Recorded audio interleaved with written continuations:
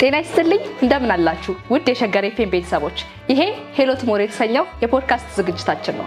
ዛሬ ከአንዲት ጠንካራ ሴት ጋር እንገኛለን።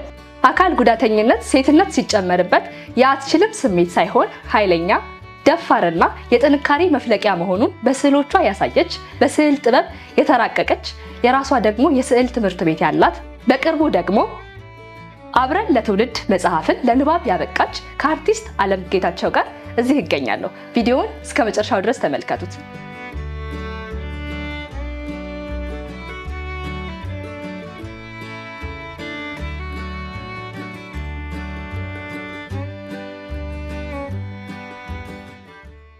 ዓለምዬ እንግዲህ ስለሆንሽ ከልብ አመሰግናለሁ።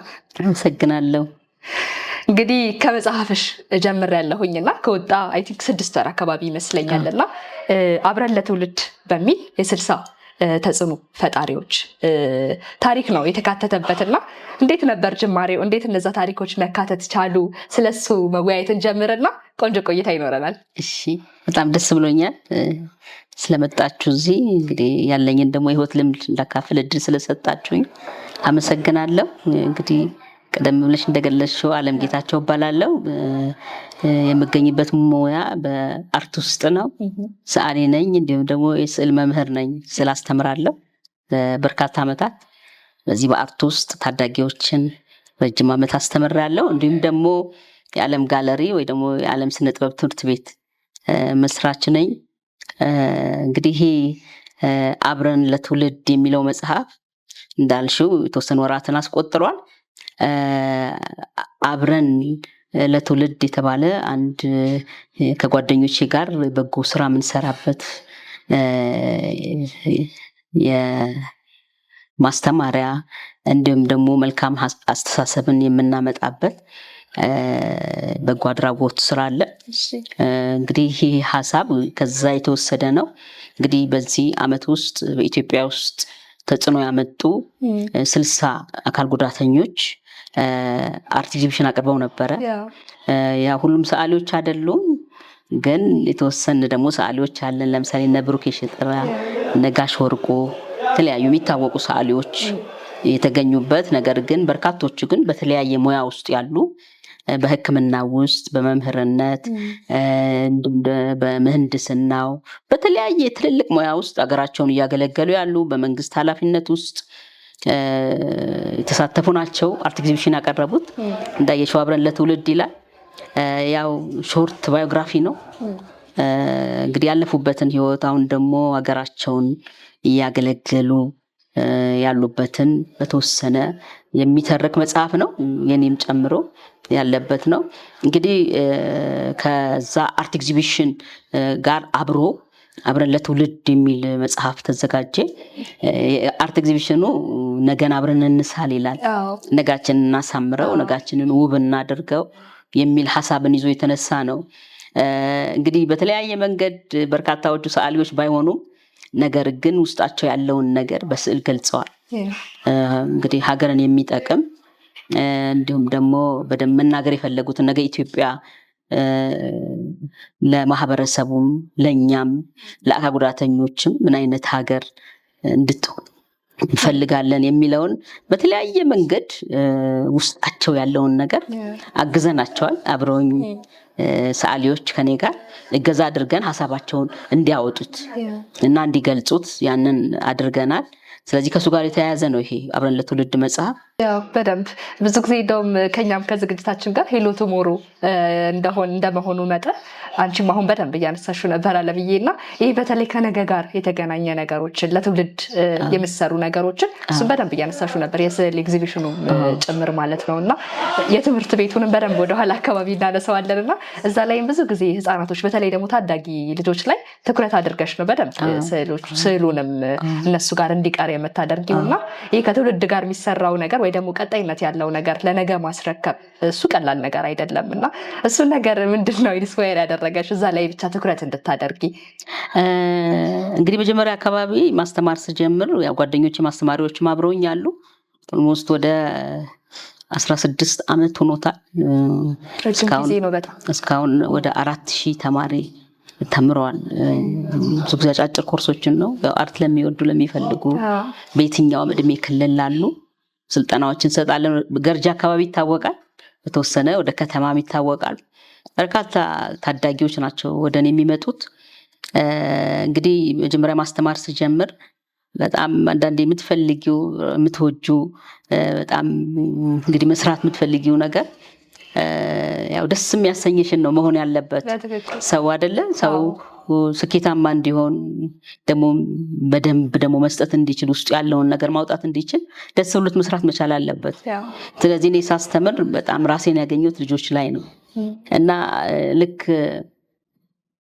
እነሱን ማስተማር ስጀምር በጣም ደስ እያለኝ ብዙ ጊዜ ከነሱ ጋር ማሳለፍ ጀመርኩና በጣም ወደድኩት ልጆችን ማስተማር። ልጆችን ማስተማር የወደድኩበት ምክንያት ትውልድ ያለው እነሱ ጋር ነው ብዬ አምናለሁ። ስለዚህ ለሀገር አንድ ነገር ለመስጠት ደግሞ ውስጡ ያለውን ነገር ደግሞ እንግዲህ ለመልካም የሆነውን ነገር ደግሞ ለትውልድ ለማስተላለፍ ልጆችን መረጥኩኝ። ያንን ወደድኩት። ከነሱ ጋር ጊዜ ማሳለፍ ጀመርኩኝ። ሲመጡ በኃላፊነት በስነ ምግባር በደንብ በቃ አርቱን ብቻ ሳይሆን በደንብ መልካም ትውልድ እንዲመጣ አስተሳሰባቸው ላይ አእምሯቸው ላይ መስራት ያለብኝን ነገር የኔን ድርሻ መወጣት ያለብኝን ነገር በዛ መንገድ መስራት ጀመርኩኝ። እንግዲህ ኦልሞስት በአመት ውስጥ እስከ 200 ልጆች 250 ልጆች አገኛለሁ። ስለዚህ በደንብ በአመት ውስጥ አንድ መጽሐፍ ጽፋለሁ። በተለይ ስነ ምግባር ላይ የሚያተኩር መጽሐፍ። ስለዚህ እሱን አዘጋጀ ከሰርቲፊኬት ጋር ልክ እንደ ምርቃት ነገር አዘጋጅና ሁሌም በዛ ውስጥ በቃ አንድ ነገር አንድ ልጅ ላይ አንድ ነገር ማስቀመጥ አለብኝ ብዬ አምኜ ያንን እሰራለሁኝ።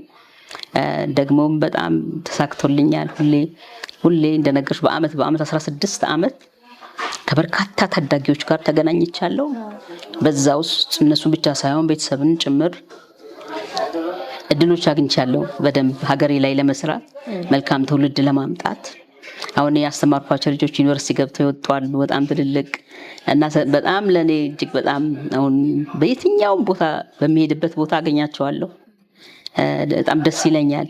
ድርሻዬንም ስለተወጣው ነገንም በደንብ ስለሰራው ደግሞ እየሰራው ስላለ አሁንም በጣም ደስ ብሎኝ በጣም ወድጄው በተለይ ልጆችን ማስተማር በጣም እጅግ ፈልጌው ምሰራ ስራ ነው። ሌላው ከዚህ ጋር በተጨማሪ አካል ጉዳተኞችን አሰልጥናለሁ ከጓደኞቼ ጋር። እንግዲህ ዓለም የስነ ጥበብ ትምህርት ቤት ቀደም ብዬ እንደነገርኩሽ በርካታ ታዳጊዎችን ከዚህ ከአርቱ ጋር በተያያዘ ስልጠና ይሰጣል፣ ያሰለጥናል ለረጅም አመት። ግን እንደነገርኩሽ በኃላፊነት ነው። እንግዲህ እንደናንተ ፕሮግራም ነገን በማሰብ ማለት ነው። ነገ መልካም ትውልድ ለሀገር ለማምጣት በደንብ አላማ ይዘን በዛ ጓደኞች አስተማሪዎችም ያንን አስበን እንሰራለን። ደግሞ በጣም ጥሩ ተሳክቶልናል። በየጊዜው እንዳየሽው ምናልባት የሚያቀርቡትን ኤግዚቢሽኖች አይተሽ ይሆናል። በየጊዜው በርካታ ናቸው የሚያቀርቡት። አሁን በቅርቡም እንግዲህ ከ80 በላይ ታዳጊዎች ከ4 ዓመት ጀምሮ ያቀርባሉ። በየአመቱ እስከ 150 እስከ 200 ያቀርባሉ። አርት ኤግዚቢሽን ሀሳባቸውን በደንብ በሸራም በቀለም ሰርተው ቤታቸው ውስጥ ያለውን ውስጣቸው ውስጥ ያለውን ትምህርት ቤታቸው ውስጥ ያለውን የትኛውንም ነገር የራሳቸውን ሀሳብ ይገልጻሉ። ቆመው ደግሞ በጣም ለሚመለከተው በደንብ ማብራሪያ ይሰጣሉና ሀሳቡን መግለጽ የቻለ የ4 ዓመት ልጅ በደንብ መድረክ ላይ ብዙ ሰዎች በተሰበሰቡበት ያለውን ሀሳብ መግለጽ የቻለ እንዲሁም ደግሞ በመልካም ስነ ምግባር ያደገ በኃላፊነት እንግዲህ በተጠያቂነት ያደገ ልጅ እንግዲህ ከ4 ዓመቱ ይህን ከጀመረ አስቢው ምን አይነት ታዳጊ ምን አይነት ሰው ይሆናል የሚለውንና በአላማ በዛ በደንብ ከጓደኞች ጋር ድርሻችንን እየተወጣን እንግዲህ ሀገርን የሚጠቅም ነገር እንሰራለን ማለት ነው። በጣም ደስ የሚል ስራ ነው። በተለይ ደግሞ እንደዚህ ለረጅም ጊዜ አንድን ነገር ጠብቆ ማስቀጠል ራሱ አሁን 16 ዓመት ቀላል የሚባል አይደለም እና ልጆችም ላይ መስራት እንዳልሽው አሁን እንደውም በደንብ ያለው ትልቁ ክፍተት ነው። በተለያዩ ቦታዎች በተደጋጋሚ ሲነሳ እንሰማለን። ከልጆች ጋር በተገናኘ አስተዳደግ የሶሻል ሚዲያው የራሱ የሆነ ተጽዕኖች አሉት። እሱ ነገር ትልቅ ክፍተት እየፈጠረ እንደሆነ በተደጋጋሚ በተለያዩ መድረኮች ይነሳልና የራስን አሻራ ደግሞ ማሳረፍ ትልቅ ነገር ነው ብዬ ነው የማስበው። ምናልባት እስኪ እንግዲህ ከልጆች ጋር ረጅም ጊዜ እንደማሳለፍሽ የሆነ ማትረሽ ወይ ደግሞ አለ አይደለ አሁን ተመርቀው አድገው አገኛቸዋለሁ በፊት ሲሰሩ ሲስሉ ወይ ደግሞ ስልጠናውን ሲወስዱ የነበሩ ልጆችም ስላልሽ የሆነ እንዴት ነው ፐርሰናል ተች የሆነ ወይም ደግሞ ማትረሽው ከአንቺ ጋር የተገናኘ ታሪክ ብቻ አለ አይደለ አንዳንዴ ልጆች የሚናገሩትም ነገር እንትን ይላልና ማትጠብቂው ነገር ከህፃናቶች ጋር ራሱ መዋል ብዙ ነገር ያስተምራል ብዬ ማስባለሁ እና እንደዛ አይነት ነገር ገጠመኝ ካለ ብታካፊ። ብዙ ነው ያው በየጊዜው ነው ቀደም እንደነገርኩሽ በርካታ ልጆችም ስለሆነ ያው በርሻቸው ነው የምትኖሪው። አንድ ወላጅ እንዲያውም ያለኝን አስታውሳለሁኝ። አርት ኤግዚቢሽን ሲያቀርቡ ዓለም በጣም እድለኛ ሰው መሆንሽን ልነግርሽ ፈልጋለሁ። ምክንያቱም በእነዚህ ልጆች ልብ ውስጥ ከወላጅ ቀጥሎ ያለሽው አንቺ ነሽ። እድሜ ልካቸው እነዚህ ልጆች አይረሱሽም። እንደቀላል እንዳታየው በጣም ትውልድን በጣም ትውልድን እንደያሽ በደንብ ያንን ተረድተሽ መስራት አለብሽ እና ይሄ ሁሉ ተማሪ በእነዚህ ልብ ውስጥ መኖር ማለት በጣም ትልቅ እድለኝነት ነው ያለኝን አስታውሳለሁ። እና ብዙ ጊዜ ልጆች ጠያቂዎች ናቸው እንደምታውቂው። ብዙ ጊዜ ሚስ ይሄ ምንድነው እንደዚህ ይሄ ምንድነው እና ብዙ ነገር ይጠይቁኛል። ለምሳሌ መንገድ ላይ ያሉ በዊልቸር የሚንቀሳቀስ ሰው እና ይመጣሉ ሚስ እንደዚህ እንዳንቺ በእንደዚህ በዊልቸር የሚሄድ ከዛ መንገድ ላይ ይለምናል እንዳንቺ አያስተምርም እንዴ እንዳንቺ መጥቶ አያስተምርም እንዴ ይሉኛል። የሚያዩትን ነገር የሚጠይቁ ናቸው ሁሉንም ቤታቸው ውስጥ ያለውን ነገር እነሱ በጣም የከበዳቸውን የጨነቃቸውን ሁሉ አምጥተው ያወሩሻል። በሰጠሻቸው ልክ ይወዱሻል በደንብ። ያው በጣም ፍቅር ናቸው ልጆች እንደምታውቂው። በጣም ብዙ ነገር ያካፍሉሻል እና ብዙ ጊዜ ተጠያቂ እኔ ነኝ የሚል መጽሐፍ ጽፌያለሁ፣ የልጆች መጽሐፍ እና ጠያቂዎች ስለሆኑ ልጆችን ማስተማር በምችልበት መንገድ ለምሳሌ እንደነገርኩሽ በአመት አንድ መጽሐፍ አዘጋጅና ወሌ ውስጣቸው የሚቀመጥ በቃ ይዘውት የሚያድጉት ነገር በተለይ ከመልካም ስብዕና ጋር የተያያዘ ከመልካም ሰውነት ጋር የተያያዘ ስራዎችን ሰራለሁኝ። በቃ በደንብ የኔን ድርሻ ለመወጣት ያንን በደንብ አረጋለሁና አንድ ጊዜ ሳስተምረው ነውና አንድ ታዳጊ ትንሽ የ4 ዓመት ልጅ አንዳንዴ እኔ ጋር ሲመጡ ለምሳሌ ልጆች ስለሆነ የልጆች ስራ አይደለም እንሰጣቸው ከእድሜያቸው ጀምሮ ይዘውት እንዲያድጉ መሰረታዊ የሆነ የስዕል ጥበብን ነው እኛ የምናሳያቸው እና ደግሞም ከብዙ ልምድ ነው ያንን መጀመሪያ አካባቢ ልጆች ስለሆኑ በደንብ የከለር ቲዮሪ የተለያየ እንደዛ እንሰጣቸው ነበር። ግን አንዳንድ ልጆችን በጣም ጠጋ ብለሽ ስታያቸው በጣም የእውቀት ሰዎች ናቸው። በደንብ በቃ እውቀት አላቸው። ስለዚህ ለምንድን ነው በቃ ቤዚኩን ይዘው ይደጉ። ለምሳሌ ቤዚክ ትምህርት ያለው ዩኒቨርሲቲ ውስጥ ነው እና ነው በቃ ማለት በቃ በሚችሉት ሁሉ ቤዚኩን እያሳየን ይደጉ። በቃ የለም ትምህርትም እኮ ከቤዚክ ነው የሚጀምረው አይደለ? ስለዚህ ያንን ይዘው ይሄዱ ብለን በጣም ብዙ አከራካሪ ነበር። ኧረ ለነሱ አይሆንም፣ አንዳንድ አስተማሪዎች እንደዚህ አይሆንም የሚሉ ነበሩ። ግን እኔ በቃ አይ በፍጹም አልኩኝ። በተለይ አንዳንድ ልጆችን ሳያቸው በጣም የከበዳቸውን ልጆች ማስተካከል እንችላለን፣ ግን በቃ ቤዚኩን መማር መቻል አለባቸው። ግን በተደጋጋሚ እኮ አንዳንድ ጊዜ ይሄ እንዴት ነው ለህፃናት ካቅማቸው በላይ አታስተምሯቸው ወይ ደግሞ ካቅማቸው በላይ የሆነ ነገር አትጫኑባቸው ይባላል። ግን ይሄ እንደነገርኩሽ ፕራክቲስ ማድረግ ስለሆነ ሁሌ ያንንም እኮ ለምሳሌ አሁን አዋቂ ላይ እንዳለው ሁሉንም ነገር ያንን ላናደርግ እንችላለን። ግን በተጓዳኝ መልክ ግን አብረው ይዘውት እንዲሄዱ በጣም የሚገርምሽ ነገር አሁን እንዴት እንደተጠቀሙ ገና ከ4 ዓመታቸው የጀመሩ ልጆች ማመን ነው የሚከብድሽ አሁን የሚሰሩት ስራ በጣም አስደናቂ ስራ ነው የሚሰሩት እና ያኔም ነው እኔ በቃ ማለት በቃ ትክክል እንደሆነ ተቀበልኩት። ከዛ ምን አለ እያስተማርኩት እያለ ቶኖችን አሳየዋለሁ። ለምሳሌ ላይት ልክ ያሳየውት በዚህ በኩል ለምሳሌ አሁን አንተ መንገድ ላይ እየሄድክ ነው መንገድ ላይ እየሄድክ ለምሳሌ አሁን ፊት ለፊት እንደዚህ በጣም ፀሐይ ቢኖር ፀሐይ ሲኖር ብዙ ጊዜ ጥላችን በየት በኩል ነው አልኩት። በጣም ጎበዝ ልጅ ነው በጣም ጠንካራ ልጅ ነው እና ከዛ በኋላ አይ ሚስ እኔ እኮ ጥላ የለኝም ጥላ ነው የሚይዘው አለ።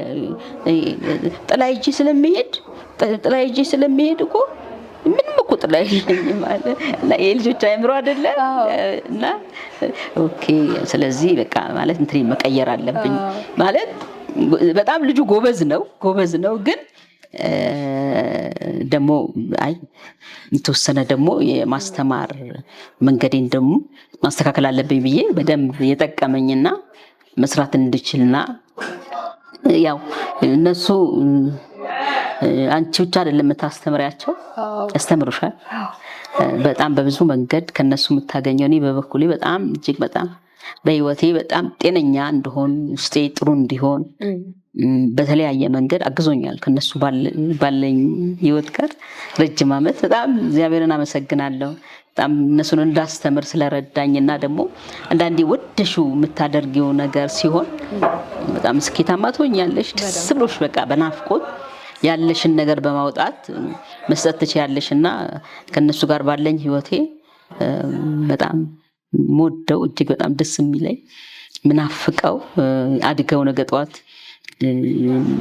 ማየቴን ምናፍቅ ዛሬ 4 ዓመት ሆኖ ነገን አስቤ ነው እንዳልኩሽ ነገን አይቼ ነው ሁሉንም ነገር ማደርገውና በጣም ደስ ይለኛል። ደስ ይላል በጣም።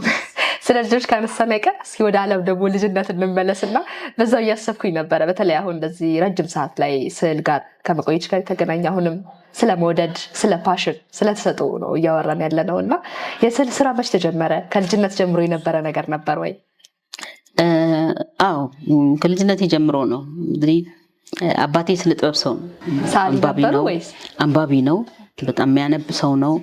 ግን ደግሞ ሙሉ ቀን ደግሞ ጊዜውን ደግሞ አንዳንዴ ማታ ከስራ ሲገባ ትልቅ አልበም ነበረው ስኬች የሚያደርግበት እና ሐሳቡን ብዙ ጊዜ የሚገልጸው ስኬች በማድረግ ነው።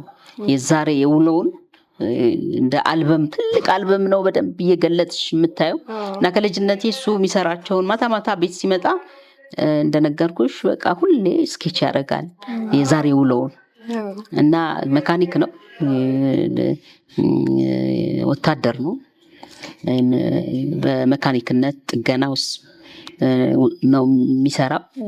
ግን በጣም የአርት ሰው ነውና ከልጅነት ጀምሮ እሱን አይ ነበረ እሱ የሚሰራቸውን እና የሚነበቡ ነገሮች ይሰጠኛል እና በተፈጥሮዬ በጣም ቀዝቀዝ ያልኩ ዝም ያልኩ አትክልቶችን የምወድ ዶሮዎች ድመቶች እንደዚህ የነበሩኝ በልጅነቴ በጣም ደግሞ አስታራቂ ሰው ሲጣላ አስታራቂ እና አባቴ ይነግረኛል በቃ ያለ እድሜሽ በቃ ትልልቅ ሰዎችን ታስታርቂያለሽ መሀል ላይ ገብተሽ ይለኛል እና ትምህርት ቤትም እንደዛ በጣም ማስታረቅ የምወድ ግን ዝም ያልኩ እንደ ልጆች ደግሞ ያልተጫወትኩ እንደዛ አይነት ካራክተር ነው የነበረኝ። አስታውሰዋለሁ በተለይ ትንሽ ከፍ ካልኩ በኋላ የነበረኝና እንደነገርኩሽ አትክልቶች እወዳለሁ መኮትኮት መትከል ዶሮዎች እንደዚህ ከእንስሳቶች ጋር ያሉ ነገሮች እና በልጅነት እሱ ሲሞክር ደግሞ በደም ከሱን ተከትዬ ይሄን ሞክር እያለ በጣም የምሞክር ሰው ነበርኩና መነሻው ያን ስዕልም ግን አሁን በደንብ ግልጽ ሆነልኝ። ታውቂያለሽ ስዕል በራሱ አንዳንድ ጊዜ ቅድምም ልጆች የውስጣቸውን ስሜት ነው የሚገልጹበት ስትይ ነበርና ይሄ ምናልባት የውስጥን ስሜት ከመግለጫም ጭምር ነው። ስዕል ላይ በደንብ ትኩረት አድርገሽም እንደውም እንደዚህ ያለ አይደለ ስዕል ላይ የተራቀቀች ብለን አሁን ማጋነን አይሆንብኝም እና ስዕል ላይ በደንብ እንድትጫወቺበት ስዕሉን በደንብ እንድትገልጪበት ስሜትሽ እንድታወጪበት የረዳሽ ምናልባት ጭምተኝነቱም ነው ብዬ አሰብኩኝ። አዎ ብዙ ጊዜ ይላሉ፣ ግን ያህል እርግጠኛ እንደሆነ አላውቅም። ግን ብዙ ጊዜ በስነ ጥበብ ውስጥ ያሉ ሰዎች የተለየ ባህሪ ያላቸው ናቸው። የተለየ ከሌላው የተለዩ ናቸው። ብዙ ጊዜ ያው ስነ ጥበብ ስራ ትዕግስትም የሚጠይቅ ይመስለኛል። ረጅም ጊዜ የምትቀመጭበት፣ ረጅም ጊዜ ዝም የምትይበት፣ ረጅም ጊዜ የምትመሰጭበት የተለያየ ገጽታ ያለው ይመስለኛል። ምናልባት እርግጠኛ ሆኜ አላወራም፣ ግን እኔ ካየኋቸው አንጻር ግን አሁን እኔ ጋር በሚመጡ ተማሪዎች መለየት ይችላለሁ። ልክ ዝም ያሉ ተማሪዎች አሉ፣ ገና ከልጅነታቸው የምታውቂያቸው ማለት ነው። በጣም የተረጋጉ እንዴ በዚህ እድሜ የምትያቸው አለ። በጣም ትንሹ ነው ዝም ብለው ተመስጠው ሁለት ሰዓት ያክል የሚቀመጡ ልጆች አሉ። በጣም የሚያስደንቅ ማለት ነው። አንዳንዴ ልጆች ብድግ ብለው ነው አይደል? ግን በዛ ግን በጣም የተረጋጉ ናቸው እና ትለያቸዋለሽ። እኔ አሁን ከበርካታ ልጆች ጋርም ስለተገናኘሁኝ ስነ ጥበብ ሰው የትኛው ነው በሚለው በእኔ እይታ እንትን እላለሁ፣ ይለያቸዋለሁ። ይገርመኛል። በጣም እንትን ናቸው። የሰጠሻቸውን ስራ በአግባቡ ነው የሚሰሩት። ይመሰጣሉ። ልጆች ሲጫወቱ ዝም ይላሉ። የተለያየ አላቅም፣ ከእንትኑ አንጻር ሌሎች እንዴት እንደሚገልጹት አላቅም። ግን የኔ እይታ ምናልባት እኔ ከነበረኝ ካራክተር ጋር እንደዛ አይነት የተረጋጉ አርት በራሱ ታውቂያለሽ በጣም የመረጋጋት ባህሪ እንዲኖርሽ ያደርጋል። በደንብ ቁጭ እንድትይ ያደርጋል። ልጆች ብዙ ጊዜ እንግዲህ በርካታ ወላጆች ወደ እኔ ሲያመጧቸው ያንን ነው የሚወስዱት። ቁጭ ብለው የመስራትን እንደገና ደግሞ ማስተዋል፣ በደንብ አንድ ነገር ላይ በደንብ እንዲያስተውሉ በደንብ የራሱ አርት ትልቁ ጥቅሙ ያ ነው። ልጆችን በተለይ የሚያግዛቸው በደንብ እይታቸው በደንብ እንዲስተካከል፣ የመረጋጋት ባህሪ እንዲኖራቸው፣ በደንብ አንድ ነገር ላይ ፎከስ እንዲያደርጉ ሱሱ ልጆችን በደንብ ያግዛቸዋል። ያላቸውን ነገር ውስጣቸው መግለጽ እንዲችሉ፣ በተለይ ደግሞ ክሬቲቪቲ በዛ ውስጥ ህይወታቸው በደንብ የታነጸ እንዲሆን፣ በደንብ የመፍጠር አቅማቸውን እንዲያድግ እሱ በጣም ትልቅ ጠቀሜታ አለው። አሁን እኛ ጋር እንደነገርኩሽ በጣም ብዙ የተጎዳንበት ነገር አለ ብዬ አስባለሁ። በተለይ ታዳጊዎች ያንን ይዘው አለማደጋቸው በጣም አንድን ነገር አይተን የመፍጠር አቅማችን ትንሽ ደከመ ነው እኛ ጋር እና ያ ትንሽ ጎድቶናል ብዬ ነው የማስበው። በተለይ ትምህርት ቤቶች በጣም በአቋም አርትን አለመስጠታቸው፣ አለማስተማራቸው፣ እንደ ትርፍ ነገር መቆጠሩ። የትም ቦታ ጋር ስትሄጂ እንዲያው አሁን ነው ጥሩ የሆነው እንጂ ወላጆች ልጆቻቸው አርት ውስጥ እንዲገቡ አይፈልጉም። እና ያው ትልቁ እንግዲህ በሀገራችን ውስጥ በደንብ ስነ ጥበብ ላይ ትኩረት መደረግ አለበት ብዬ ነው የማምነው። በተለይ ታዳጊዎች ያንን ይዘው እንዲያድጉ አይደለም። እንግዲህ አሁን ያለው ነገር መልካም ነው ብዬ አስባለሁ። ትምህርት ቤቶች በደንብ አርት በደንብ አሁን አርቲስቶች እየተቀጠሩ ነው፣ በደንብ እያስተማሩ ነው እና በተለይ ታዳጊዎች እንግዲህ ነገን ከማሰብ ቀደም ብዬ እንዳልኩሽ ትኩረት ተሰጥቶ ስነ ጥበብ ላይ መስራት አለበት ብዬ ነው የማምነው። በትክክል በተለይ መሀል ላይ ያነሳሽው ሀሳብ በደንብ ሁላችንም የሚያግባባ ሀሳብ ይመስለኛል። ይሄ እንዴት ነው እኛም እያለን በራሴም ስለማውቀው ነው እና ወደ አርት ሙዚቃ የሚወድ ልጅ ወደ ሙዚቃ ሲሄድ፣ ስዕል የሚወድ ልጅ ወደ ስነ ጥበብ ሲሄድ፣ እንዲሁም ተዋናይ መሆን የሚፈልግ ሰው ደግሞ ወደዛ ሲሄድ ከትምህርት ያዘናጋል በሚል ስጋት ወይም ደግሞ ይሄ ልጅ ትኩረት ማድረግ ያለበት ትምህርቱ ላይ ነው በሚል ኪነ ጥበቡ ላይ ብዙ ገፍቶበት እንዳይሄድ ወይም ደግሞ ተሰጥኦውን ችሎታውን እንዳያዳብር ይደረጋልና ግን አሁን ደግሞ ትንሽ ይሻላል የሚለውን ነገር እሱ ማንሳት እንችላለን። እና እንዴት ነበረ ታዲያ አንቺስ ወደ ጥበቡ ገፍተሽ ስትሄጂ በተለይ ደግሞ ወደ ስዕሉ ላይ ስትሄጂ ከቤትም ነበረ ብለሽኛል። ነገር ግን ተቀባይነት ብዙ ጊዜ ቤተሰብ ወይ ዶክተር ወይ ኢንጂነር ብቻ ወደዛኛው ዘርፍ በደንብ ጎበዝ እንዲሆንለት ነው የሚፈልገው እንጂ ኪነጥበቡ ላይ እንደዚህ ብሩሽ የማቀበል ቀለም የመግዛት ነገር ብዙ ደካማ ነው እዛ ላይ። እውነት ነው። የኔ እንደነገርኩሽ በጣም እግዚአብሔርን አመሰግናል። በጣም አልጋ ባልጋ ነው የኔ። በቃ በጣም ነግሬሻለሁ። የስነ ጥበብ ሰው ነው አባቴ። እንደገና እሱ አግዞኛል በደንብ። ከዛ አባቴ ደግሞ ሀብታም ሰው አልነበረም እንደነገርኩሽ፣ ግን ደግሞ በጣም ጥሩ አስተሳሰብ ያለው በደንብ በቃ ነገን በማሰብ አይምሮዬን የሚገነባ ዝም ብሎ መራመድ የማይችለውን እግሬን ሳይሆን ነገ ጠዋት መስራት የሚችለውን አይምሮዬን በደንብ እየገነባ ነው ቤተሰቦቼ፣ እናቴም አባቴም ያደግኩትና ሁሌ መልካም ተናጋሪ ነው አባቴ። ገና ልጅ ሆኜ ትንሽ ወንበር ላይ እንግዲህ ከዛ በኋላ 12 ዓመቴ ላይ ነው አካል ጉዳተኛ የሆንኩት። አንብቤ ይሄን መጽሐፍ አንብበሽዋል፣ አንቺ በጣም ትልቅ ደረጃ ነው የምትደርሺው፣ የምትገርሚ ሰው ነው የምትሆኚው እያለ ነው ሁሌ የሚናገረው። እንደነገርኩሽ ነው በጣም ኦልሞስት ወደ 10 ልጆች የወለደ ነው። በጣም ልጆችን ለማሳደግ የሚታገል ሰው ነው። ግን መልካም ስብዕና የነበረው ሰው ነው። መልካም ተናጋሪ ነው። በቃ ሁሌ ጥሩ ነገር ነው እና ሁሌ መልካም ነገር ስለሚናገር ይህን መጽሐፍ አንብቢ፣ ጋዜጦች ይዞልኝ ይመጣል። በቃ እኔም በወቅቱ ያው ከሱ የወረስኩት ማንበብ ወድ ነበር። ገና በልጅነቴ በጣም አነብ ነበር እና ማታ ሲገባ ጋዜጣ ሳይዝ አይገባም እና ሁሌ እጁን ነው የማየው። አዳዲስ የሚነበቡ ነገሮችን ይዞልኝ ይመጣል። ግን ይህንን እግሬን እንዳየው አላደረገም። አትችይም አላለኝም።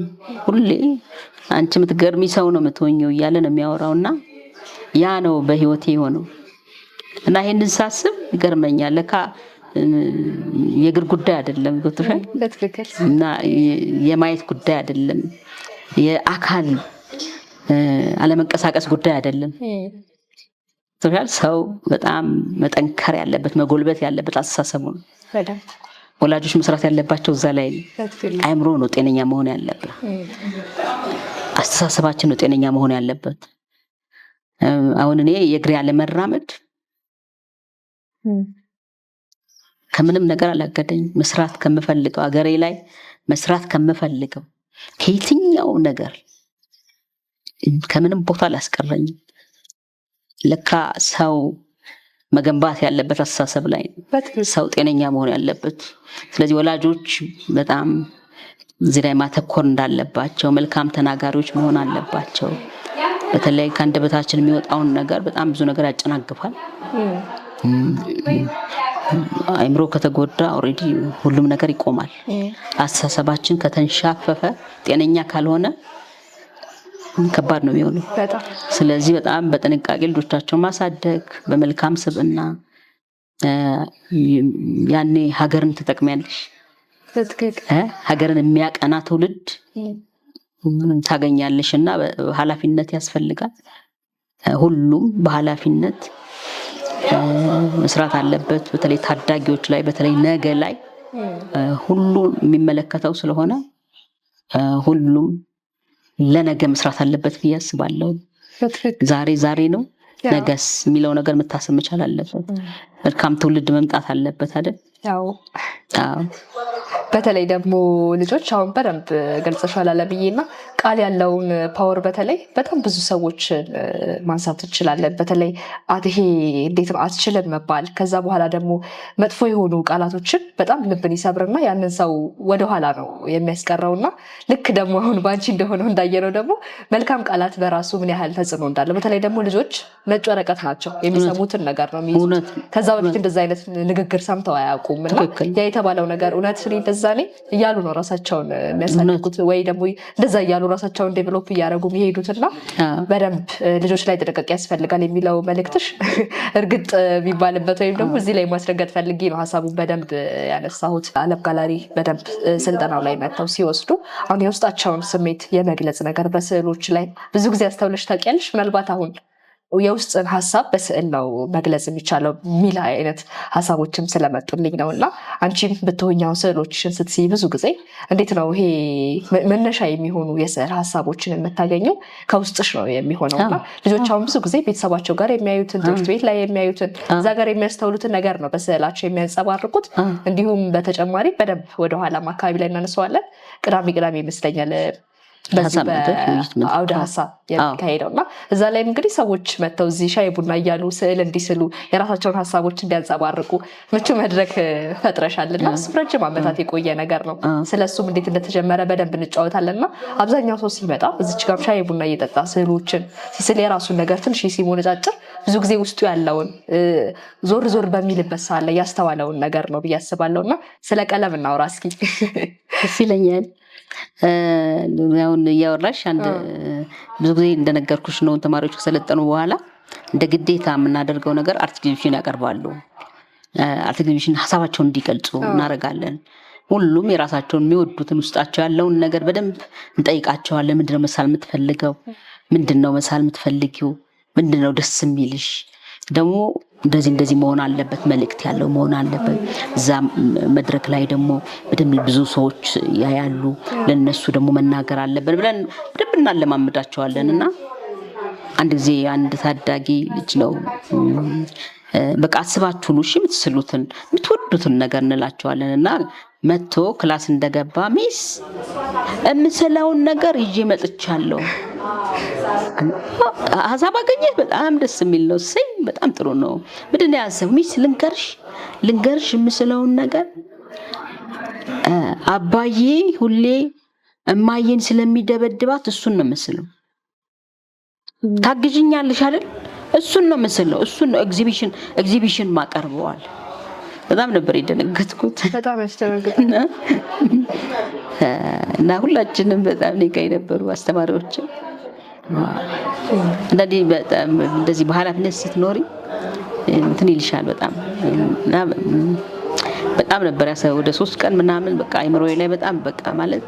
ከዛ በኋላ አባትየው እንደወልኩለት ማለት ያው እኔ ከስራዬ ጋርም እንደዛ ነው የምሰራው። ለምሳሌ ደውዬ ያለውን ችግር ሁሉ እንደዛ ነው ወደንብ እንደነገርኩሽ ነው በኃላፊነት ነው ተደምለው አባቴ ጠራውት። ከዛ በኋላ እሺ አለ ሚሳለም እመጣለሁ አለ።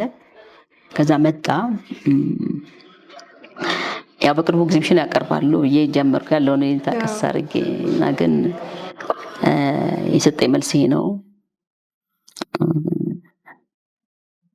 ይሄን ነው ምስለው ነው ያለውና ምስለው ነው ደግሞ የሚፈልገውን ነው መሳል ያለበት። ያው እኛ መቀየር አንችልም። ግን ማየን በጣም ለረጅም ሰዓት ነው እሱ አንገቱን ደፍቶ የቆየው። ትክክል ነው አለኝ። ብዙ ማንስማማባቸው እንትኖች አሉ፣ ግን ኃላፊነቱን ወስዳለሁ፣ አስተካክላለሁ።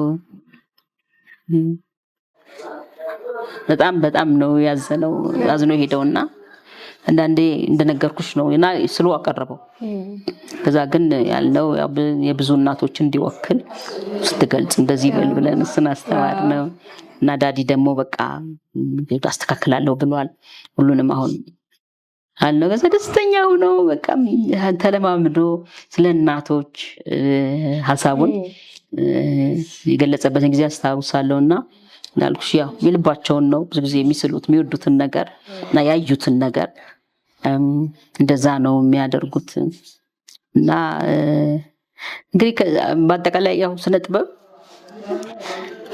ለህይወታችን በጣም አስፈላጊ የሆነ ነገር ነው። በጣም እግዚአብሔር የሰጠን በደንብ በቃ ልንጠቀምበት የሚገባ። እንዲያውም እኔ አንዳንዴ የምንላለው በትዳር ውስጥ አንድ ነገር መኖር አለበት ብዬ አስባለሁ። ወይ ሙዚቃ ወይ ባልየው ክራር መቻል አለበት፣ ወይ አርት መኖር አለበት፣ ወይ አንድ የስነ ጥበብ እንትን ግን መኖር መቻል አለበት ብዬ አስባለሁ። በቃ የሆነ ቢያንስ መማር አለብን ብዬ አስባለሁ። ለምሳሌ አንዳንዴ እንትን የምንልበትን ነው ኢንጆይ የምናደርግበት ነው ቤት ውስጥ የምንደሰትበት ነው። ሙዚቃ ወይ ጊታር ወይ ክራር ወይ እሷ በትችል ወይ እሱ ቢችል በጣም እኮ ታውቃለች እንዴ የምናደርግበት የምንደሰትበት ነው። አንዳንዴ እንደዚህ አለመስማማት ሲኖር ጸብ ሲኖር የሆነ ነገር ሲኖር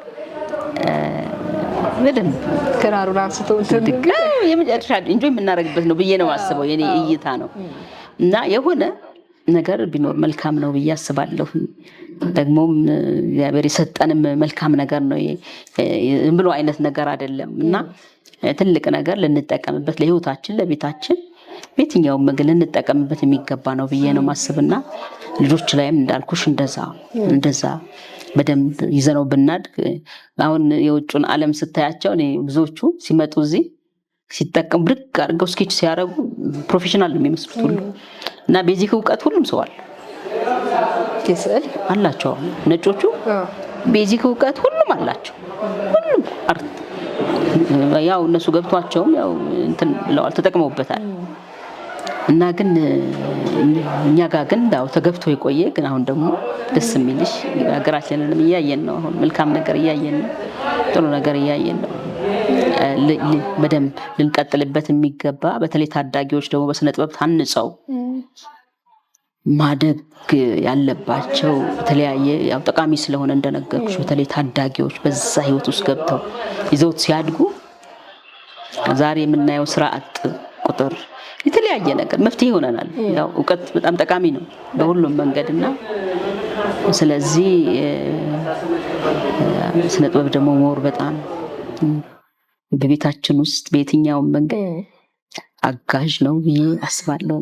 በደንብ አሁን ላይ ደግሞ ከምን ጊዜውም በላይ ይሄ እንዴት ነው ስኪል የምንለው ነገር የሚሸጥበት ጊዜ አሁን እውቀት ራስ ጋር ብቻ ሆኖ የሚቀርበት ጊዜም አይደለም። እውቀትን መሸጥ በደንብ ይቻላልና አሁን የስራ አጥ ቁጥርም ስታነሹ በጣም ከፍተኛና ብዙ ነው። ያን ነገሮች እንደዚህ አይነት አጫጭር የሆኑ ኮርሶችን በመውሰድ አጫጭር የሆኑ ትምህርቶችን በመቅሰም የራስን ችሎታ ማሳደግ ከስራም ባሻገር ቅድም እንዳልሽ ለህይወትም ኢንጆይመንትን ጭምር ነውና እሱ በጣም ሁሉም ሰው መሰረታዊ የሆነ ችሎታ ቢኖረው ጥሩ ይመስለኛል። ግን እንዴት ነው ስዕል ላይ ወሰለሽ ከኔም ጨምሮ አሁን ስዕል ሲባል የሆነ እንዴት ነው ልዩ ችሎታ የሚፈልግ የሆነ የራሱ የሆነ ተሰጥኦ ያለው ተደርጎ ነው የሚታሰበውና አልችለውም ተብሎ ይታሰባልና እሱ ነገር ላይ ምን ትይናለሽ? አሁን ለምሳሌ ስዕል ማንኛውም ሰው ተነስቶ ሰዓሊ መሆን ይችላል ወይስ ደግሞ የራሱ የሆነ ፓሽን ወይም ደግሞ ተሰጥኦ ይፈልጋል? መሆን ይችላል ብዬ ነው የማስበው ነው። ትምህርት እኮ ስለሚያስፈልገን ነው የምንማረው አይደል? በጣም ጥቂት ሰዎች ናቸው ኢንጆይ አድርገው የሚማሩት አይደል? በጣም ትምህርት ግዴታችን በቃ የህይወታችን አንዱ አካል ነው ብለን እንዳይስ የተደበደበ መሄዳል ልጅ ታውቃለሽ። ተነስ ተብሎ ትምህርት ተማር እስከ 18 ዓመት ኦልሞስት 12ኛ ክፍል እስኪጨርስ ድረስ ወላጆች ትምህርት ሄድ እንደዚህ ነው አይደል? በኃላፊነት ግዴታ ስለሚያስፈልገን አርትም እንደዛ ነው ይመጣል። ትምህርትን አሁን ኢንጆይ አድርጎ በጣም ወደውት የሚማሩ ሰዎች አሉ ታውቃለሽ። በጣም በቃ ትምህርት የሚወዱ ሰዎች አሉ። ግን ሁሉም ሰው አይደለም። አርትም እንደዛ ነው። ተስጦ ሊኖርሽ ይችላል። ሞር ተስጦ ቢኖር በጣም ይወደድሽው አይደለ? በጣም ደስ ብሎሽ እንደ ትምህርት ግን ሁሉም ሰው መማር ይችላል፣ ማወቅ ይችላል። እውቀት ስለሆነ በደንብ ሁሉም ሰው ማወቅ ይችላል። ቢማር ሁሉም ሰው ሰዓሊ ይሆናል። ይችላል መማር ይችላል። በእውቀት ደረጃ ሁሉም ሰው መማር ይችላል። ግን እንደነገርኩሽ ነው ሞር ደግሞ ተስጦ ቢኖርሽ ደግሞ ይበልጥ ተጠቃሚ ትሆኛለሽ ነው እንጂ በትጋት ነው አይደለ? ሁሉንም ነገር እኮ በትጋት ነው የምናመጣው። ስለዚህ በበኩሌ ይቻላል ነው የምለው። ይቻላል ማምጣት እንችላለን። ምክንያቱም አሁን አሁን እንደነገርኩሽ እኔ በርካታ ተማሪዎቹ ይማራሉ። በደንብ እውቀት አላቸው፣ በደንብ ይሰሩታል። በነገራችን በህንድስና ላይም አለ አይደል? የተወሰነ እኮ የተለያየ እንትን ላይ አለ። ሕክምናው ላይ ደግሞ አናቶሚ አለ። ሁሉም ሰው ግን እንደ አንድ ግብአት ሁሉም ሰው እውቀቱ ሊኖረው ይገባል። በደንብ እንደ እውቀት ማወቅን የመሰለ ነገር የለም። ስለዚህ ይመጣል። በደንብ ሰዓሊ መሆን ፈልጋለሁ ያለ ሰው ብድግ ብሎ መትጋት ብቻ ነው የሚጠበቅበት። መሆን ይችላል፣ መማር ይችላል። በደንብ እንግዲህ ፍላጎቱ ያለው ሰው በደንብ ማምጣት ይችላል። እንደ እውቀት ማግኘት ይችላል። እንዲያውም ቅርብ ጊዜ የሀሳብ መድረክ እዚህ አንድ አርቲስት አቅርቦ ነበርና ሰዓሊ ተስጦ አይደለም ብሎ ነው የተከራከረው። ግን ተስጦ የለም ብሎ ነው የተከራከረው። ግን ተስጦ አለ። እሱ ለምንድን ነው ጎበዝ ሰዓሊ ነው። ብዙ ጊዜ ትጉ ነው፣ በጣም ትጉ ነው። ተግቶ የሚሰራ ደሳለኝ ይባላል። ወጣት ሰዓሊ ነው። በጣም ትጉ ነው። ጊዜ ይሰጣል፣ ይሰራል። እና ምንድን ነው የሚለው እሱ በቃ በሰጠውት ጊዜና ነው ለውጥ ያመጣሁት ነው የሚለው። በተሰጦ አይደለም ለሚለው ግን ደግሞ ተስጦ ያው አለ አይደለ? አሁን ተስጦ የለም ብንል ይከብደናል። ኃይለኛ ክርክር ነበር እዚህ የሀሳብ መድረክ ላይ ሰፊ ኢሹ ስለሆነ ተስጦ የለም ብሎ ነው በቃ እሱ ያቀረበውና አይ ተስጦ ግን አለ። እንዲያውም ሊያሳምነን ሞክሮ ነበር በደንብ ግን ተስጦ አለ። ለምን ያው እንግዲህ ተስጦ ያላቸው ገና ሲወለድ ሙዚቀኞች የተለያየ ነገር እናየለ በደንብ ግን በእርግጥ ይሄ አሁን ብዙ ሰዎች ተስጦ ነው እያሉ ያው ስንፍና ነገር ብዙ ሰው ይታይበታል ከሚል አንፃር ነው እሱ።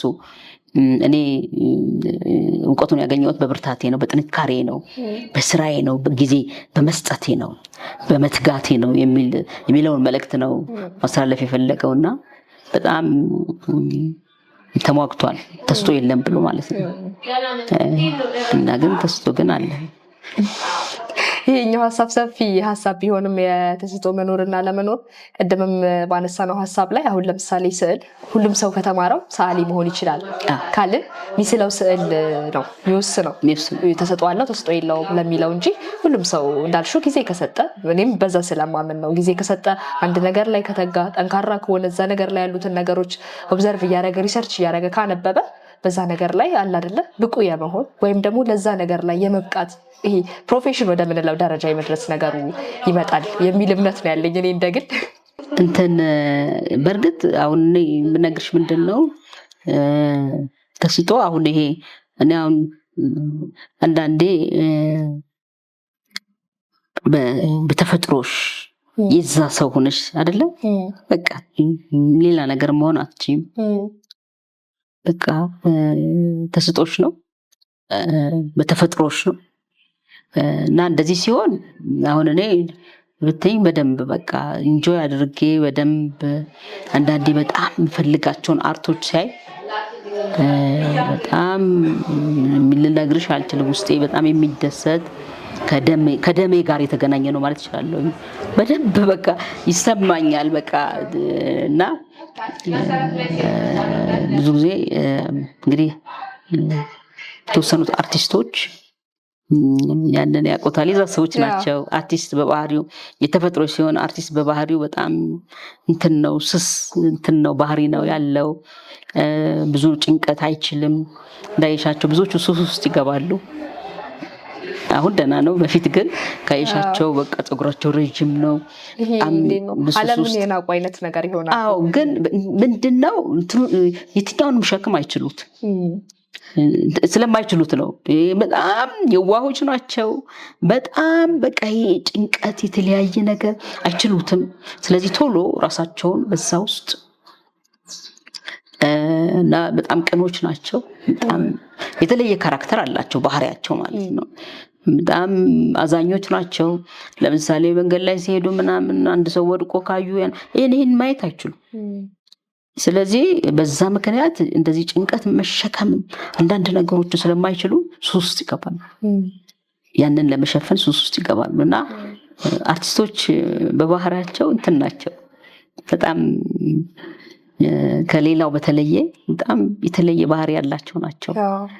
እንደዛ ካነሳን አይቀር ዓለም እንደ አርቲስት ምን የተለየ ካራክተር አላት? ወይም ደግሞ ብዙ ጊዜ ሰዎች በእንደዚህ ነገር ለየት ያልሽ ነሽ ይሄ የዓለም መገለጫ ነው የሚባል ነገር ካለ ምናልባት እንደነገርኩሽ ነው። እኔ እግዚአብሔርን አመሰግናለሁ። እንደነገርኩሽ በደንብ አስቤ ስራዬን እንድሰራ በየትኛውም መንገድ በደንብ በማያቸው ነገሮች አቋም እንድወስድ ለምሳሌ መስራት የምፈልጋቸውን ነገሮች በደንብ ይሄን እሰራለሁ ብዬ አቅዳለሁ። በዛ ውስጥ በደንብ ደግሞ ጸሎት እወዳለሁ፣ ጸልያለሁኝ። በአቋም ወደዛ ስራዬን እሰራለሁ። በምችለው ሁሉ ጊዜን እጠቀማለሁኝ። ባለ በእድሜ እንግዲህ ያው ታውቂያለሽ 100 ዓመት አንኖርም፣ አጭር ጊዜ ነው ያለን። በተሰጠን እድሜ ደግሞ በደንብ በኃላፊነት ደግሞ መስራት ያለብንን ነገር መስራት። በዛ ውስጥ አሁን መንገድ ላይ ሲሄድ የተለያየ ቦታ ላይ ለምሳሌ በማያቸው ነገሮች ላይ አክሽን ወስዳለሁ። ለምሳሌ መንገድ ላይ ሲሄድ ማየውን ነገር እናገራለሁ፣ አቆማለሁ። ሰው ይሄ ነገር ምንድነው? ምን ሆና ነው? እሱ ምን ሆኖ ነው? እንደዚህ አይነት ነገር እላለሁ። መንገድ ላይ አካል ጉዳተኞች ሳገኝ የተለያየ ነገሮች ሳገኝ በቃ መፍትሄ ለመሆን እሞክራለሁ። ዝም ብዬ የማልፈው ነገር የለም። በመሄድበት ቦታ የሚስተካከል ከሆነ በቃ ማለት ያ ሁሉም ቦታ ላይ ያገባኛል። ግን ደግሞ በአግባቡ መሆን አለበት ብዬ አስባለሁ። አሁን እኔ እንደነገርኩሽ ነው። ሰው ይመጣል፣ እዚህ ቁጭ ይላል። እንዳየሽው ካፌ ነው፣ ጋለሪ ነው። ሰዎች ይመጣሉ፣ ቁጭ ብለው ስዕል ይስላሉ፣ ረጅም ሰዓት ይቆያሉ። አሁን ይሄ ቤት ካፌ ነው እንዳየሽው፣ ግን ንግድ አይደለም። አሁን እኔ የምሰራው ንግድ አይደለም። ዓለም ግን ምንድን ነው የሚያተርፍሽ? ኧረ ይሄ ነገር ስራ ነው ወይስ ምንድን ነው የሚሉኝና ሰው ይገባል። በቃ እንደዚህ መሳል የሚፈልጉ ገብተው ቁጭ ብለው እኔ ጋብዛቸዋለሁ። ማኪያቶ ኑሳሉ ላለው ቁጭ ብለው ይስላሉ፣ ረጅም ሰዓት ቁጭ ይላሉ። ግን ኢንጆይ ያርገው ነው የምኖረው በደንብ። በቃ የምፈልገውን ነገር ነው የምኖረው። በበጎነት መኖር ደስ ይለኛል። መልካም ሰው መሆን ደስ ይለኛል። የመፍትሄ ሰው መሆን ደስ ይለኛል። በሚሄድበት ቦታ ሁሉ ነገሮችን ማስተካከል ብችል፣ ማቅናት ብችል ደስ ይለኛል። በእንደዛ አይነት ህይወት ውስጥ መኖር ደስ ይለኛል። ምኖረውም የተወሰነ ዓመታት አሁን በርካታ ተማሪዎች በነፃ ማስተምራቸው አሉ። አርት የሚወዱ ታዳጊዎች በጣም በሁሉም መንገድ የትም ቦታ ጋር ሲሄድ የሚታገዙ ሰዎች ሳገኝ ቤትም በቃ ገንዘብ ይዤ ከሆነ መንገድ ላይ ለሁሉም ሰጥቼ እመለሳለሁ። ሁሌም በዚህ አይነት ህይወት እኖራለሁ። ግን እንደነገርኩሽ እጅግ በጣም ወድጄው እጅግ በጣም ደስ ብሎኝ በደንብ ኢንጆይ አድርጌው እኖራለሁ። የትኛውም ሰው መጥቶ እዚህ እንግዲህ በርካታ ሰዎች ይመጣሉ፣ የታገዙ ሰዎች ይመጣሉ። በየትኛውም መንገድ መማከር ለሚጠይቀኝ ኃላፊነት ሁሉ በዛ ውስጥ ገብቼ የምችለውን ነገር ሁሉ አደርጋለሁ። በዛም እጅግ በጣም ትርፋማ ሰው ነኝ። በጣም እጅግ ስኬታማ ሰው ነኝ ብዬ ነው የማስበው። የኔ ህይወት እንግዲህ ያው የብዙዎች ነው። ከብዙዎች ጋር እገናኛለሁ። ደግሞ በዛ ውስጥ ደስ ብሎኝ ያለምንም መታከት እሰራለሁ። አሁን አብረን የተባለው እንደነገርኩሽ በጎ አድራጎት አለ። ከጓደኞቼ ጋር ወደ 15 ቲም አለው ወጣቶች የሚያግዙኝ እዚህ መተው የሚጠቀሙ። ነገር ግን አሁን ግን አብረውኝ በደንብ የሚያግዙ አርት የሚወዱ አካል ጉዳተኞችን እናሰለጥናለን፣ እናቶችን እናግዛለን። በየቢሮው በመሄድ አርት ቴራፒ እንሰጣለን። በሁሉም ነገር አብረውኝ ያግዙኛል። እንደነገርኩሽ እዚህ ሲመጡ ሰዎች ሁሌ ራእይን እናገራለሁ። እንደዚህ እሰራለሁ፣ ምንድነው ሙያ እላለሁ። አይ አለም በዚህ ልናግዝሽ እንችላለን፣ አብረንሽ መሆን እንችላለን ይላል። አብረውኝ ይሆናሉ እና ይጠቀማለሁ። ሰዎችን እንደነገርኩሽ ብዙ ሰዎች ስለሚመጡ ወደ እኔ ቅዳሜ ሁሌም 11 ሰዓት ላይ የሚጀምር የሀሳብ መድረክ አለ። በርካታ ሰዎች እዚህ ይመጣሉ። አንድ ሀሳብ ይነሳል። በዛ ሀሳብ ደግሞ በደንብ ተጨባጭ የሆነ በደንብ ጥሩ ሀሳብ ይዘን የምንወጣበት በሙስታውን ከ7 ዓመት በላይ ሆኖታል። ሁሌ ሳምንታዊ ነው። ቅዳሜ እዚህ ቦታ ከ11 ሰዓት ጀምሮ የውይይት መድረክ አለ። እጅግ በጣም ጠቃሚ ሀሳቦች ይነሳሉ። በየትኛው መንገድ የመፍትሄ ሰዎች እንድንሆን የሚጠቅሙ ሀሳቦች ይቀርባሉ። ሰዎችን እንጋብዛለን። ነፃ ነው። ሁሉም ሰው መጥቶ እዚህ በነፃ ነው። ሻይ መጠጣት ነው የሚኖርበት። አንድ ሻይ አዞ ያንን ሀሳብ በደንብ ይጠቀማል። አሁን ሌላ ቦታ ጋር ብዙ የሀሳብ መድረኮች ይዘጋጃሉ። እንግዳ ይጋበዛል። እንግዳው ተናግሮ ይወርዳል። በዚህ መንገድ ያልቃል። እዚህ ግን እንደዛ አይደለም።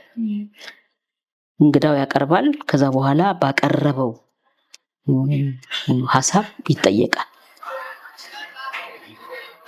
ሁሉም ጥያቄ ይጽፋል። አንድም ሰው በውስጡ ይዞት የሚሄድ ነገር የለም እና ከከተማው ካሉት የውይይት መድረኮች የኛው ለየት ያደርገዋል። አቅራቢው ይጠየቃል። አንዳንዶቹ እንዲያውም እኛ እኮ ብዙ መድረኮች አቅርበናል፣ ግን አንድም ቀን ተጠይቀን አናውቅም። ይሄ ሁሉ ጥያቄ ለኔ ነው እንዴ የሚሉ አሉና በጣም ሰርፕራይዝ የሚሆኑ አሉና ሁሉም ሰው ትልልቅ ቱባ የሆነ ሀሳብ አለው በውስጡ። ስለዚህ ሁሉም መናገር አለበት። ሁላችን ብንናገር ነው መልካም። አንድ ሰው ብቻ የመድረክ ሰው መሆን የለበትም። አንድ ሰው ብቻ ተናጋሪ መሆን የለበትም። ለሁሉም እድል መሰጠት አለበት። ስለዚህ ሁሉም መናገር አለበት። ሁሉም ሀሳብ ማዋጣት አለበት። በዚህ አይነት መንገድ ነው ይሄ ሀሳብ ኦልሞስት ይሄ መድረክ ለ7 ዓመታት የቀረበው ማለት ነው። እጅግ በጣም እንግዲህ ከጓደኞቼ ጋር እዚህ መድረኩን የሚያዘጋጀው ታረቀኝ መኮንን ይባላል። በጣም በኃላፊነት እንግዲህ ሀገሩን የሚወድ ሰው ነው። ያንን እንሰራለን። እንደነገርኩሽ የሀሳብ መድረኩ አለ። ይሄ ጋለሪ ነው። ሰዎች መጥተው ሻይ እየጠጡ መጽሐፍ እያነበቡ ስዕል እየሳሉ የሚያሳልፉበት ነው። ትምህርት ቤት አለ ብዬሻለሁ። 16 ዓመቱ ነው። እስካሁን ከ4000 በላይ ተማሪዎችን አሰልጥኗል። ኦልሞስት እንደገና አሁንም እያሰለጠነ ነው። እንደገና አብረን አለ ብዬሻለሁ። ኦልሞስት ወደ 4-5 ፕላትፎርም ነው። ግን ደስ ብሎን ከጓደኞቼ ጋር አርቲስቶች አሉ ያግዙኛል። እጅግ ወደነው የምንሰራው ስራ ነው። እንግዲህ የተለያየ ቦታ ነው የሚገኘው። ትምህርት ቤቱ ከዚህ ጀርባ ነው። ጋለሪው እዚህ ነው። የተለያየ ቦታ ነው የምንሰራው። ግን ይህንን ማዕከል ወደ አንድ የማምጣት ሀሳብ አለን። እንግዲህ በቅርቡ ሀገር ላይ የሚሰራ ማዕከል ስለሆነ ቦታ ካገኘን ወደ አንድ ማዕከል ተጠቃሎ ብዙዎች መጥተው የሚጠቀሙበት ጋለሪ ነው። ሰዎች መጥተው ሻይ እየጠጡ የሚስሉበት ቦታ ነው። የሚያነቡበት፣ የሚወያዩበት ቦታ ነው። የሚማሩበት ቦታ ነው። በጎ ስራ የሚሰሩበት ቦታ ነው። ስለዚህ ይህን ወደ አንድ የማጠቃለል ስራ እንግዲህ እየጠያየቅን ነው። ቦታም ለማግኘት የሞከርን ነው። አንድ ትልቅ ማዕከል እንግዲህ የስብዕና ግንባታ ማዕከል ይኖረናል። እንግዲህ ወደዛ እየተራመድን ነው። ማስተማራችንን ትውልዱን እንቀጥላለን። እንግዲህ ለሀገራችን ላይ መልካም ነገር ለማምጣት መልካም ትውልድ ለማምጣት እጅግ ደስ እያለን ወደነው ስራችንን እንቀጥላለን። ይህን ይመስላል። ደስ ይላል። ይበል የሚያሰኝ ነው። አመሰግናለሁ። ቀጣይ ደግሞ እንግዲህ የስብዕና ማዕከሉ ተገንብቶ ስራ ጀምሮ እውን ሆኖ ዳግም ደግሞ ተገናኝተን ብዙ እንጫወታለን። ለአሁኑ ግን እንግዲህ አለምዬ እያጠቃለልኩኝ ይሄዳለሁኝ። አብረን ለትውልድ መጽሐፍን እንዲያነቡት ጋብዛለሁኝ። እንዲሁም ደግሞ አለም ጋላሪ መጥተው ስዕሎችን መሳል እንዲሁም የአውደ ሀሳብ ተካፋይ መሆን ከአንቺ ጋር መገናኘት መጫወት ይችላሉ እና ተመልካቾቻችን እንግዲህ ከአለም ጋር የነበረን ቆይታ ይህንን ይመስላል። እንደወደዳችሁ ተስፋ አደርጋለሁኝ። የሸገር ኤፍኤም የዩቲዩብ ቻናልን ሰብስክራይብ ማድረጋችሁን አትርሱ። ቀጣይ በሌላ እንግዳ እንገናኛለን። እስከዛው ቸር ቆዩ።